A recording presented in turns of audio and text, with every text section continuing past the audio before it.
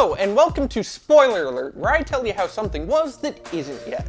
This week, we're taking a look at the new Deadpool movie, or as I like to think of it, the Ryan Reynolds superhero movie apology tour.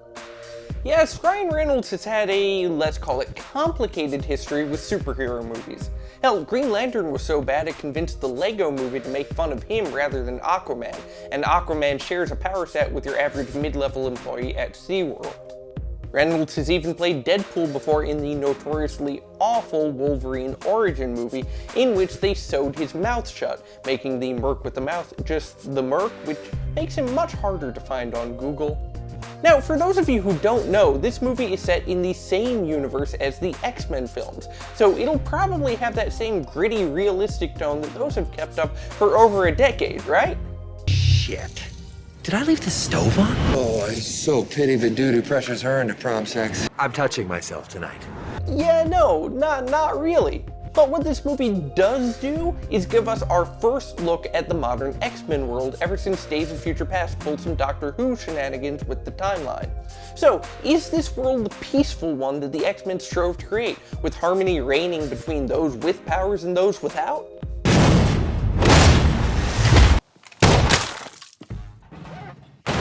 Yeah, no, it's really violent up in here.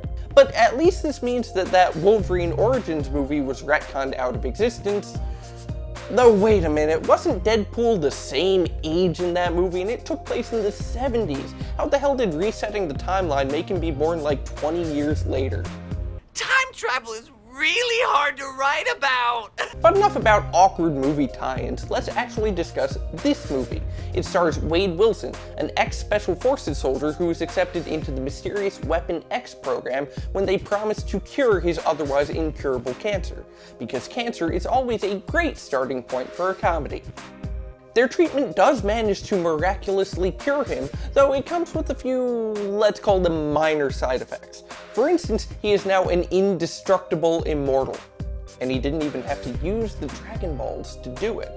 Also, it left him a little bit touched in the head, and he now has a very specific type of mental disorder where he believes he's the main character in a superhero film. Go figure. Now, all this sounds well and good, but there is a rather sizable downside to the Weapon X program, which is that they expect you to kill who they tell you to kill, which just doesn't sit well with Deadpool, who values freedom to kill whoever he chooses, like the Founding Fathers intended. As such, Wade escapes, goes on his merry way, and everything would have been fine and dandy were it not for the fact that he has a love interest, Vanessa, who quickly gets turned into a damsel in distress. I've played a lot of roles. Damsel in distress ain't one of them. Yeah, listen, you say that, but I recognize a damsel in distress when I see one. You have been captured by the bad guys, which motivates the, let's call him, hero to come rescue you. We as a society have an interesting relationship with the damsel in distress cliche, which is that we recognize that it is in fact cliche and a bit sexist, but rather than stop using it, we've just started calling it something else.